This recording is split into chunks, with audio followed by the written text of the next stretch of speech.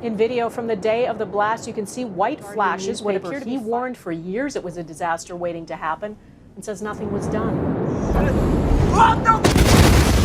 On this day 1 year ago, Lebanon's capital Beirut was almost completely wiped out by an atomic-like explosion fueled by 2,750 tons of ammonium nitrate. Neighborhoods were destroyed, buildings collapsed, and the heart of the city's vibrant commercial district was ravaged by the mega blast. It has since been classified among history's largest non-nuclear human-caused explosions, ranking as the 6th largest accidental blast in human history. In total, 200 people were killed and 6,000 more injured. For more than 40,000 Lebanese in Qatar and millions more around the world, grief, anger, and questions erupted. So what exactly led to such a catastrophe?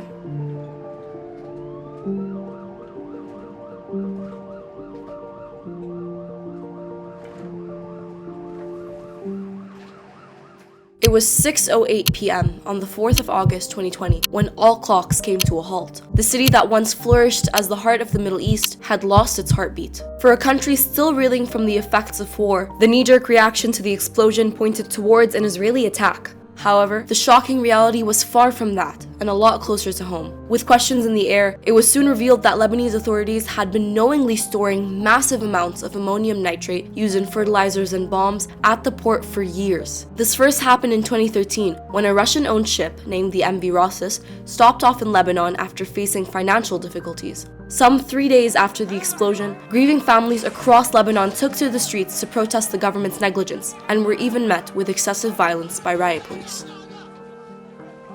Days of grief and tensions eventually led to Prime Minister Hassan Diab stepping down from his position, saying that corruption in Lebanon is bigger than the state. And like clockwork, more members of the government followed suit. Now, almost a year later, the country is still in tatters, and officials have struggled to form a government.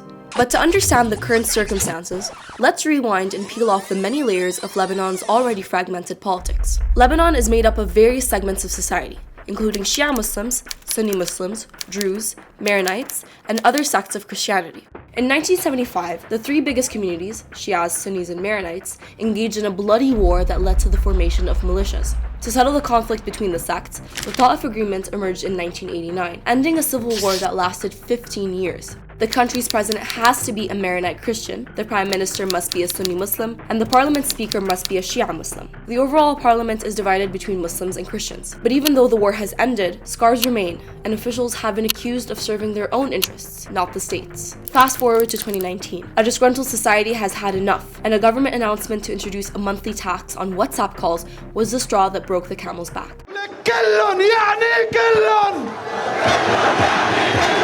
Within days, hundreds of thousands of Lebanese flocked to the streets, calling for a complete overhaul of the government and system. كلن يعني كلن. All of them means all of them. In the same year, the Emir of Qatar, Sheikh Tamim bin Hamad Al Thani, was the only Gulf leader to attend the Arab Economic and Development Summit in Lebanon to break Beirut's isolation. Doha bought $500 million of the Lebanese bonds to support its struggling economy and supported Lebanon politically, economically, and socially. This came as no surprise to Beirut. Before him, the father Emir had swiftly moved to help rebuild Lebanon following the 2006 Israeli war. And in a glimpse of hope, former Prime Minister Saad Hariri resigned amid protests, saying he was at a dead end. He was shortly replaced by Diab's government, which promised to improve the situation in Lebanon, but it only went downhill from there. Lebanon was already the third most indebted country in the world, and its fragile economy took a hit, with the Lebanese lira losing at least 60% of its value to the American dollar at the time. Parents with students learning abroad were unable to access their money from banks, as there was barely any cash flow, with only a limited amount of money allowed for each individual to withdraw. To make matters worse, the coronavirus pandemic came and exhausted the health system. And then came the sudden Beirut explosion. Thousands were injured, hundreds were killed, and at least 300,000 people were left homeless. It is estimated that the damage of the blast caused up to $15 billion in damage. Torn between the crushing weight of survivors' guilt and pain over their beloved country, the Lebanese community in Qatar instantly mobilized to send aid packages to Beirut. But the role was not limited to the people. Qatar's government almost instantly stepped in to help Lebanon. Just hours after the explosion echoed through global headlines, Qatar's Emir Sheikh Tamim bin Hamad Al Thani reached out to Lebanon's President Michel Aoun to provide necessary humanitarian assistance. Aircrafts carrying 2 fully equipped field hospitals with 500 beds each were sent. Respirators and all necessary medical equipment and supplies were made available. A team from the Qatari Search and Rescue Team of the Likhwiya, or Internal Security Force, was sent to Beirut to help with emergency rescue operations, as many remained trapped under the rubble. Sheikh Tamim even personally donated $50 million to help rebuild the capital after the deadly explosion. But despite the donations, Lebanon has not recovered, and it is yet to form a government, a crucial step needed for the country to start receiving international aid. Qatar has pledged to help the country once it forms a new government. This is a stipulation carried by many countries around the world, which attempts to encourage Lebanese officials to finalize a cabinet. 1 year on, the situation is not getting any better.